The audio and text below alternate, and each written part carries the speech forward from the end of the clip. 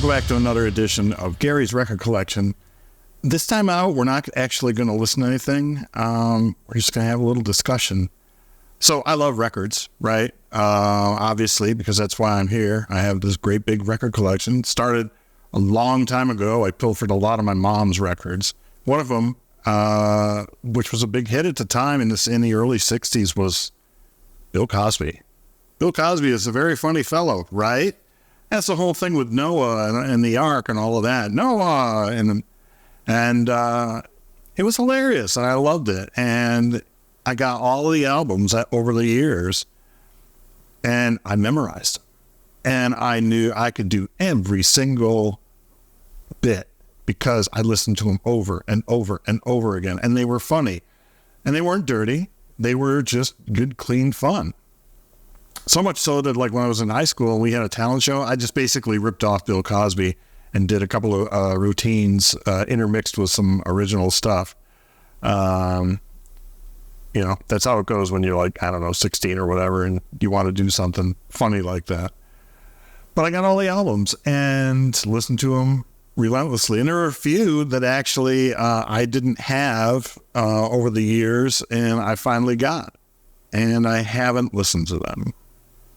And I don't know if I'm ever going to listen to them again because of everything that's gone on with Cosby, you know, in the last, 10 years and everything with the trials and being in prison and all of that stuff. And it just, I don't know.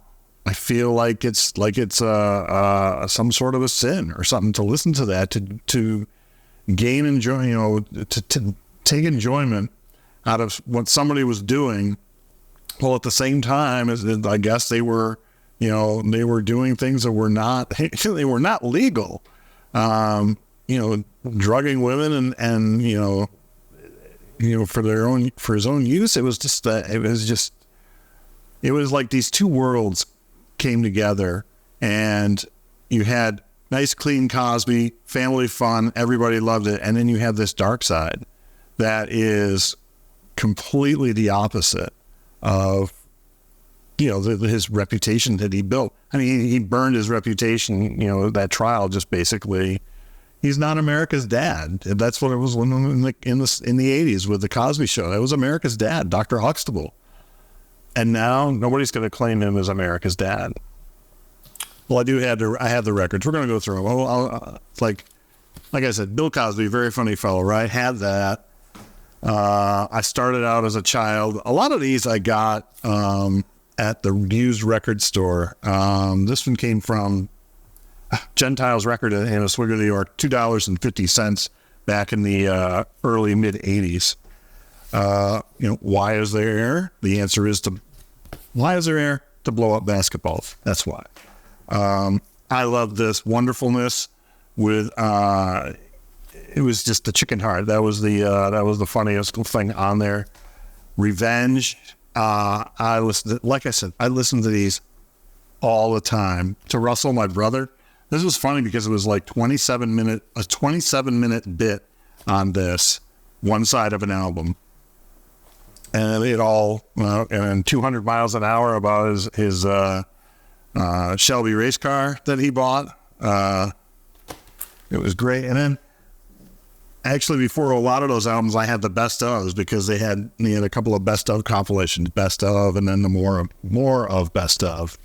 And here we go. This is where, and that's like where all the Warner Brothers albums, the popularity seemed to end. It kind of went down after that. After that, it was It's True, and this is one of those that I got 2 copies. Still in shrink wrap, open, but I've never listened to them. And it's like, I don't know if I'm going to. I have them because it's the collector in me. And another one, he jumped to MCA Records, and he's got Bill Cosby here. And then you get into the time when, if you look on the cover, oh, there it is. It's Fat Albert.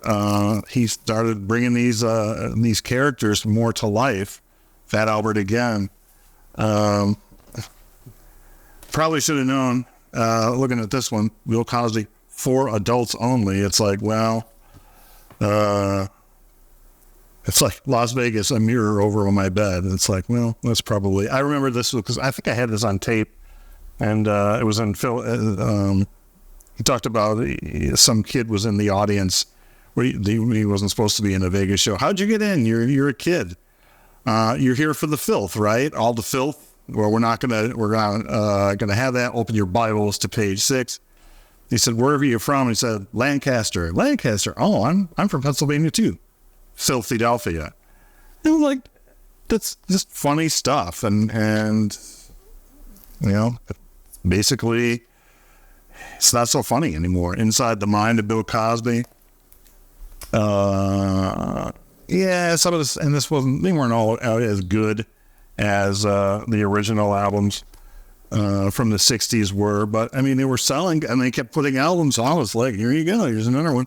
This doesn't even mention the ones that where he was singing. There was like the Golden Throat album and all that. It's like, these are all the comedy ones. And then you get into himself, the motion picture from 1983, where it was recorded live in Hamilton, Ontario.